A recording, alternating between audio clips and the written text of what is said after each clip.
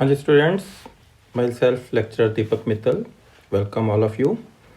अब बेटा ਆਪਾਂ देख रहे हैं कि ऑफिशियल आंसर की आ चुकी है मास्टर कैडर मैथमैटिक्स ਦੀ ਤੇ ਕਾਫੀ ਉਹਦੇ ਵਿੱਚ ਕੁਝ ਕੁਐਸਚਨਸ ਹੈ ਜੋ ਕਿ ਆਪਾਂ ਨੂੰ ਲੱਗਦਾ ਹੈ ਕਿ ਜਿਨ੍ਹਾਂ ਦੇ ਉੱਪਰ ਆਬਜੈਕਸ਼ਨਸ ਰੇਜ਼ ਹੋਣੀਆਂ ਚਾਹੀਦੀਆਂ। ਤਾਂ ਉਹ ਕੁਐਸਚਨਸ ਵਿਦ ਸੋਲੂਸ਼ਨਸ ਆਪਾਂ ਇਸ ਵੀਡੀਓ 'ਚ ਡਿਸਕਸ ਕਰਦੇ ਹਾਂ। ਤੁਹਾਨੂੰ ਦੱਸਦੇ ਹਾਂ ਵੀ ਕਿਹੜੇ ਕੁਐਸਚਨਸ ਹੈ ਜਿਨ੍ਹਾਂ ਦੇ ਵਿੱਚ ਆਪਾਂ ਨੂੰ ਲੱਗਦਾ ਕਿ ਥੋੜਾ ਡਾਊਟ ਹੈਗਾ ਔਰ ਉਹ ਕੁਐਸਚਨਸ ਉਹਨਾਂ ਦੇ ਐਗਜ਼ੈਕਟ ਆਨਸਰਸ ਕੀ ਹੋਣੇ ਚਾਹੀਦੇ ਹੈ ਤਾਂ ਕਿ ਤੁਸੀਂ ਉਹਨਾਂ ਦੇ ਉੱਪਰ ਆਬਜੈਕਸ਼ਨਸ ਰੇਜ਼ ਕਰ ਸਕਦੇ ਹੋ, ਆਪਣੇ ਪੋਰਟਲ ਤੇ ਜਾ ਕੇ ਆਬਜੈਕਸ਼ਨਸ ਪਾ ਸਕਦੇ ਹੋ। ਠੀਕ ਹੈ, ਤਾਂ ਫਸਟ ਆਫ ਆਲ ਆਪਣੇ ਕੋਲੇ ਜਿਹੜਾ ਕੁਐਸਚਨ ਹੈ, ਮੇਰੇ ਕੋਲੇ ਸੈਟ ਸੀ ਹੈ। ਤਾਂ ਸੈਟ ਸੀ ਦੇ ਵਿੱਚ 65 ਨੰਬਰ ਕੁਐਸਚਨ ਹੈ ਜੀ। LPP ਦਾ ਕੁਐਸਚਨ ਹੈ ਇਹ ਕਿ ਇਹ furniture dealer deals only 2 items namely tables and chairs. ਠੀਕ ਹੈ, ਇਹ ਵਾਲਾ ਕੁਐਸਚਨ ਹੈ, ਸਾਰੇ ਫੈਮੀਲੀਅਰ ਹੋ। ਤਾਂ ਇਹਦੇ ਵਿੱਚ ਕੀ ਦਿੱਤਾ ਹੋਇਆ ਕਿ ਉਹਦੇ ਕੋਲੇ 5000 ਹੈ ਰੁਪੀਜ਼ ਜਿਹੜੇ ਕਿ ਉਹਨੇ ਸਪੈਂਡ ਕਰਨੇ ਆ। ਠੀਕ ਹੈ, ਔਰ ਉਹਦੇ ਕੋਲੇ ਜਿਹੜੀ ਸਟੋਰੇਜ ਹੈ, ਸਟੋਰੇਜ ਉਹਦੇ ਕੋਲੇ 60 ਪੀਸਿਸ ਦੀ ਹੈ। ਤਾਂ ਆਪਣੇ ਕੋਲੇ ਓਨਲੀ 2 ਕੰਸਟ੍ਰੇਂਟਸ ਬਣਦੇ ਆ ਇਹਦੇ ਵਿੱਚ, ਕੁਐਸਚਨ ਦੇ ਵਿੱਚ ਓਨਲੀ 2 ਕੰਸਟ੍ਰੇਂਟਸ। ਠੀਕ ਹੈ, ਕਿਹੜੇ 2 ਕੰਸਟ੍ਰੇਂਟਸ ਬਣਦੇ ਆ ਕਿ ਇੱਕ ਤਾਂ ਆਪਣੇ ਕੋਲੇ ਬਣਦਾ ਕਿ ਜਿਹੜੀ ਸਟੋਰੇਜ ਦਾ ਕੰਸਟ੍ਰੇਂਟ ਹੈ ਕਿ ਸਟੋਰੇਜ ਹੈ, ਆਪਾਂ ਨੂੰ ਪਤਾ ਸਟੋਰੇਜ ਕਪੈਸਿਟੀ 60 ਪੀਸਿਸ ਤੋਂ ਘੱਟ ਹੈ। ਤਾਂ ਇਟ ਮੀਨਸ ਜੋ ਵੀ ਉਹਨੇ ਐਕਸ ਤੇ ਵਾਈ ਜੋ ਵੀ ਉਹਨੇ ਪਰਚੇਜ਼ ਕਰਨੇ ਹੈ ਚੇਅਰਸ ਐਂਡ ਟੇਬਲਸ, ਉਹਨਾਂ ਦੀ ਟੋਟਲ ਹੈ ਜਿਹੜਾ ਉਹ 60 ਤੋਂ ਲੈਸ ਦੈਨ ਇਕੁਅਲ ਟੂ ਹੋਣਾ ਚਾਹੀਦਾ ਹੈ। ਔਰ ਦੂਸਰਾ ਇਹ ਹੈ ਕਿ ਜਿਹੜੀ ਉਹਦੇ ਕੋਲੇ ਇਨਵੈਸਟਮੈਂਟ ਹੈ, ਇਨਵੈਸਟਮੈਂਟ ਉਹਦੇ ਕੋਲੇ ਟੋਟਲ 5000 ਦੀ ਇਨਵੈਸਟਮੈਂਟ ਹੈ। ਤਾਂ ਉਹਨੇ ਜੋ ਵੀ ਪ੍ਰਾਈਸ ਹੈ, ਠੀਕ ਹੈ, ਤੁਸੀਂ ਜੋ ਵੀ ਕਰੋਗੇ ਕਿ 250x + 60y, ਮਤਲਬ ਆਪਾਂ ਅਗਰ ਮੇਨ ਗੱਲ ਕਰੀਏ ਤਾਂ ਇੱਕ ਸਟੋਰੇਜ ਦਾ ਕੰਸਟ੍ਰੇਂਟ ਬਣਦਾ ਹੈ ਔਰ ਇੱਕ ਇਨਵੈਸਟਮੈਂਟ ਦਾ ਕੰਸਟ੍ਰੇਂਟ ਬਣਦਾ ਹੈ ਕਿ ਇਨਵੈਸਟਮੈਂਟ ਹੈ ਜਿਹੜੀ ਉਹ 5000 ਤੋਂ ਲੈਸ ਹੋਣੀ ਚਾਹੀਦੀ ਹੈ ਜਾਂ ਉਹਦੇ ਇਕੁਅਲ ਹੋ ਸਕਦੀ ਹੈ। ਜਿਹੜਾ ਆਪਾਂ ਲੈਣੇ ਹੁੰਦੇ ਹਾਂ ਕਿ xy > 0 ਹੋਣਾ ਚਾਹੀਦਾ ਹੈ। ਥੀਜ਼ ਆਰ ਨਾਟ ਦ ਕੰਸਟ੍ਰੇਂਟਸ। ਇਹ ਕੰਸਟ੍ਰੇਂਟ ਨਹੀਂ ਹੁੰਦੇ ਬੇਟਾ, ਇਹ ਹੁੰਦੇ ਆ ਨॉन ਨੈਗੇਟਿਵਿਟੀ ਰੈਸਟ੍ਰਿਕਸ਼ਨ कि नॉन नैगेटिविटी होनी जरूरी है एक्स और वाई दी। ठीक है, बट ये कोई कंस्ट्रेंट्स नहीं होंगे। अगर इहदा तुसी ग्राफ भी अगर आप रफ जा ग्राफ बना के देखिए इस क्वेश्चन दे विच तां अपने कोले जिहड़ा ऑब्जेक्टिव फंक्शन आ रहा है, ठीक है, तो ऑब्जेक्टिव फंक्शन आपां नूं दिता होया he can sell a table of 15 ते चेयर 60। तो अगर आप चेयर्स नूं लिया जाए एक्स और टेबल नूं लिया जाए वाई, तो ऑब्जेक्टिव फंक्शन अपने को की है table cost him 250, chair cost him ₹60, ਉਹਦੇ ਉੱਪਰ 15 ਦਾ ਦਿੱਤਾ ਪ੍ਰੋਫਿਟ ਟੇਬਲ ਦੇ ਉੱਤੇ, ਚੇਅਰ ਦੇ ਉੱਤੇ ਪ੍ਰੋਫਿਟ ਆਈ ਥਿੰਕ ਮੈਂਸ਼ਨ ਹੀ ਨਹੀਂ ਕੀਤਾ ਹੋਇਆ ਹੈ ਨਾ ਕੁਐਸਚਨ ਦੇ ਵਿੱਚ। ਤਾਂ ਇਟ ਮੀਨਸ ਉਹ ਵੀ ਥੋੜੀ ਪ੍ਰੋਬਲਮ ਹੈ ਕੁਐਸਚਨ ਦੇ ਵਿੱਚ ਕਿ ਚੇਅਰ ਦੇ ਉੱਤੇ ਤਾਂ ਪ੍ਰੋਫਿਟ ਮੈਂਸ਼ਨ ਹੀ ਨਹੀਂ ਕੀਤਾ ਹੋਇਆ। ਤਾਂ ਅਗਰ ਆਪਾਂ ਕੰਸਟ੍ਰੇਂਟਸ ਦੀ ਗੱਲ ਕਰੀਏ ਤਾਂ ਆਪਣੇ ਕੋਲੇ 250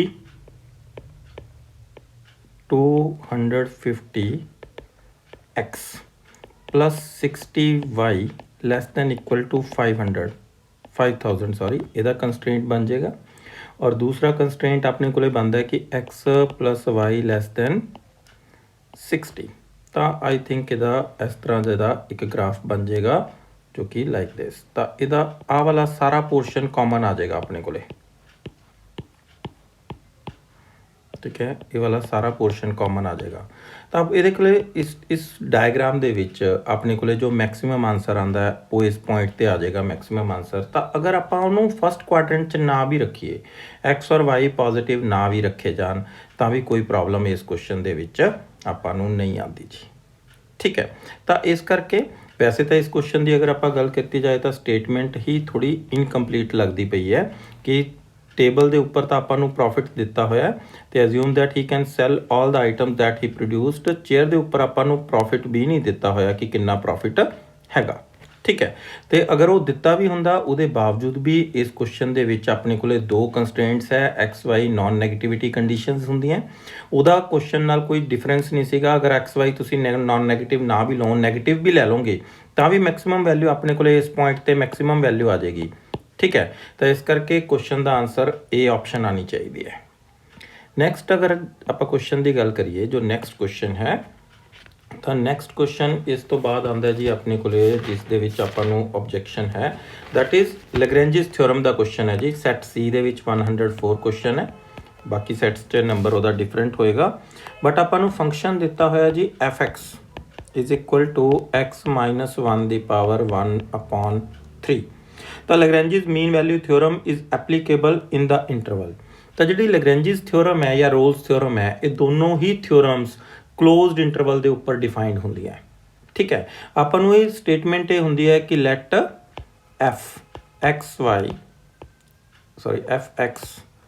be a real valued function। Real valued function ਦਾ ਮਤਲਬ ਹੁੰਦਾ ਕਿ ਉਹ ਫੰਕਸ਼ਨ ਦੀ ਵੈਲਿਊ ਰੀਅਲ ਹੋਣੀ ਚਾਹੀਦੀ ਹੈ, ਫਾਈਨਾਈਟ ਹੋਣੀ ਚਾਹੀਦੀ ਹੈ। ਠੀਕ ਹੈ, real valued function defined on the interval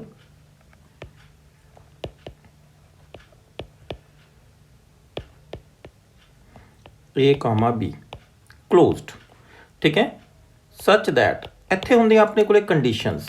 rolls theorem ਵਾਸਤੇ 3 ਹੁੰਦੀਆਂ, ਲੈਗਰੈਂਜੀਜ਼ ਵਾਸਤੇ 2 ਹੁੰਦੀਆਂ। ਫਸਟ ਹੁੰਦੀ ਹੈ ਕਿ f(x) is continuous at A B. Function है जोड़ा वो ए बी इंटरवल ते कॉन्टीन्यूस होना चाहिए है और f(x) एग्जिस्ट। ठीक है, in open interval A B open interval होंगी है तो then there exist at least one point। ठीक है, C belongs to open interval a b such that f(c) is equal to fb minus fa upon b minus a। Okay, तो हुण आपां नूं जिहड़ा फंक्शन दिता होया है f(x) minus 1 rays to power 1/3, तो 1 इंटू 2 क्लोज्ड इंटरवल दे विच ये फंक्शन कॉन्टीन्यूस है। ठीक है, 1 दे उपर भी ये फंक्शन कॉन्टीन्यूस है। ठीक है, अगर तुसी चेक करोगे तो limit x tends to 1 f(x) is equal to f(1) तो ये बराबर आंदा जी। इस करके f is continuous at 1, no problem. ठीक है, continuous at x equal to 1 also. तो f की है 1 तो लैके 2 इंटरवल फंक्शन कॉन्टीन्यूस है क्लोज्ड इंटरवल। और अगर वह आप डेरीवेटिव फाइंड करते हैं, डेरीवेटिव आता है अपने को 1/3 x माइनस 1 की पावर 2/3। ठीक है, तो आपको पता है कि जो डेरीवेटिव है f(x) एग्जिस्ट। ठीक है, for all x except x equal to 1।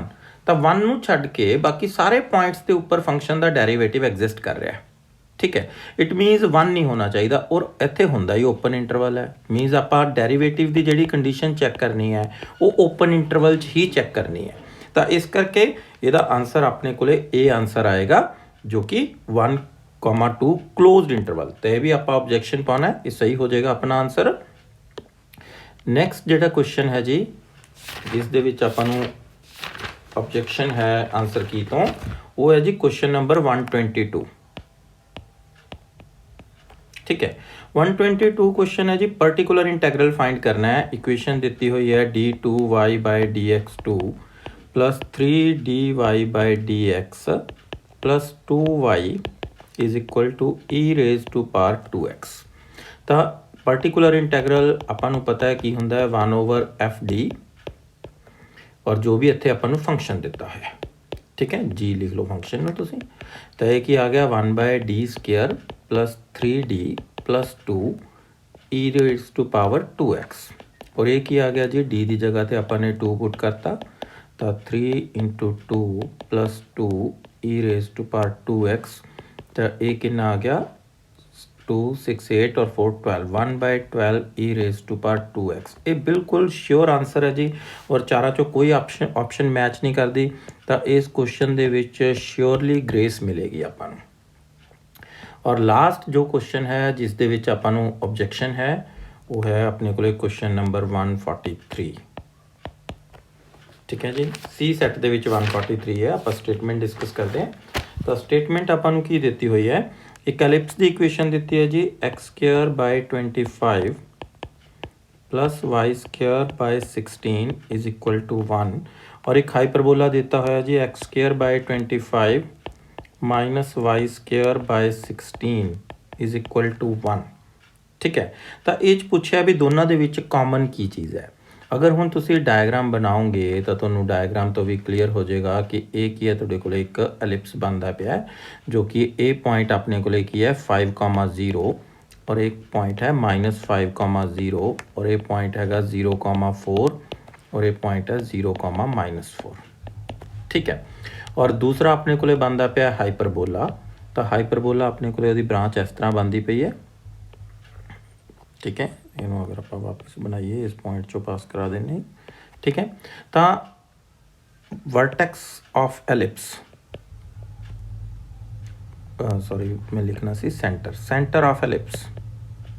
तो सेंटर ऑफ एलिप्स की चीज़ है जी, सेंटर हैगा एलिप्स का अपन पता 0 0। तो centre of hyperbola, centre of hyperbola की है वो भी अपने को हैगा 0 0। फिर आप वर्टिसिस की गल करिए, वर्टिसिस ऑफ एलिप्स। तो जो मेजर एक्सिस होंगे जी वो एंड पॉइंट्स होंगे जो एलिप्स के आप वर्टिसिस कहने हैं। तो वर्टिसिस के कोआर्डीनेट्स आएंगे अपने को +-5,0। तो वर्टिसिस ऑफ हाइपरबोला, तो हाइपरबोला भी जोड़ा अपने को ट्रांसफर्स एक्सिस होंगे तो वो जोड़े एंड पॉइंट्स होंगे उन्होंने आप कहने वर्टिसिस। तो वो भी अपने को की आएंगे बेटा +-5,0। तो जे आप गल करिए तो सेम है। तो फिर अपन उन्होंने पूछा कि की चीज़ कॉमन है, तो यदा आंसर अपने को आना चाहिए जी सेंटर्स एंड वर्टिसिस। ठीक है, तो होप सो कि तुहाडे सारे बच्चों के ये चारों क्वेश्चनस बिल्कुल सही होंगे और तुसी ये ऑब्जैक्शन पाओगे तो तुहाडे आंसर्स करैक्ट हो जान, जिदे करके तुहाडे सारे दे नंबर इनक्रीज हो जान और तुहाडी सिलेक्शन कन्फर्म हो जाए जी। तो यही दुआवां नाल बेस्ट ऑफ लक सारिਆਂ ਨੂੰ। Thank you.